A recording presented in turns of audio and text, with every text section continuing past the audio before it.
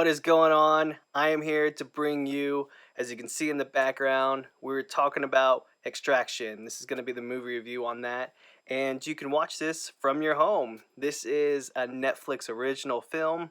Uh, you might have seen some trailers for it and advertisements because the Russo brothers are back at it, and just to remind you who they are, in case you forgot, they are the ones who directed Avengers Endgame. So yes, they are the ones who made the biggest movie ever made in the world.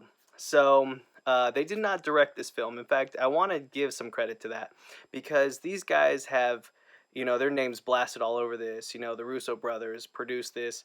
Joe Russo was a big part of bringing is this movie is based off a book, and then Joe Russo wrote the screenplay to bring it to the film. But Sam Hargrave, this is his directorial debut. He's had some short films or whatever, but this is his first full-length feature film, and he's been involved though. He's been acting for a little bit, and he's part of Avengers. He's part of Deadpool 2 uh, and Infinity War. He was actually the stunt coordinator for those three films, and here we are. He's directing this film called Extraction that actually stars Chris Hemsworth. So here we go.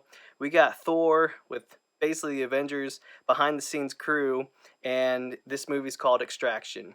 What it's about is you have this black market mercenary guy, Chris Hemsworth, and you have basically this crime lord in India and this crime lord in Bangladesh who just obviously don't like each other.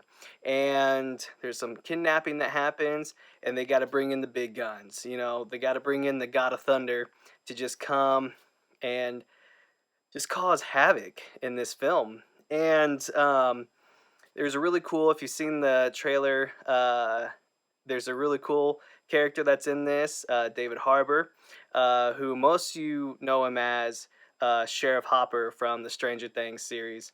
That's also on Netflix. I just thought of that.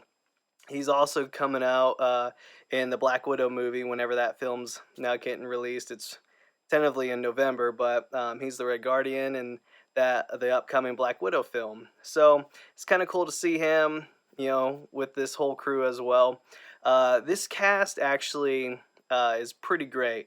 I'm not going to dive into their names because honestly, I just don't know if I'm pronouncing them correctly. So I've just made just a judgment call to not really dive into their names. But watch when the credits scroll and read their names, and you'll understand why I chose to maybe hold off on guessing what their pronunciations are. But the cast that are in this film does great. It's a phenomenal job. I do want to say when the cast or the credits start rolling, you're free to turn it off. In fact, Netflix all of a sudden doesn't really like endorse that feature when they bring in these things underneath or whatever, like, oh, this trailer is going to start in whatever 15 seconds. I kind of find that annoying, but whenever that does happen, that means there's no more after credits in this film. There's nothing more to see, just the scroll is going to go on. So Netflix kind of lets you know on the front end on whether or not you're going to see anything with that. So, but to dive a little bit into this film, because yeah, it is, a military guns blazing kind of a film. And with that being said, this thing is violent. It's rated R. It's, like I said, explosions, guns, lots of fist fights, knives. If you can think about it, it happens in this film. So it's definitely got some gore and violence with this. There's language, and there's a couple club scenes or whatever. There's no nudity, but there's obviously some drinking and drug references in this film. It's two crime lords, guys. Come on. So that's kind of why it's rated R and stuff. It's just under 2 hours, like 116 minutes. So get ready because it does feel like it's a 2 hour film. There's a lot of it that I feel like could have been cut out, and I'm so thankful that this is playing in the background because I was gonna say it and I almost forgot. There's some moments in this film, since this does take place over in like India and Bangladesh and stuff, and maybe a small clip in Australia.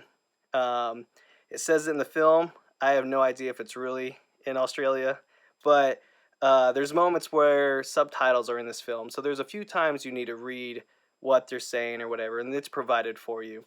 If you need closed captioning on, it'll adjust it for you. I actually went back and checked it. So that's the film. Overall, I actually enjoyed it.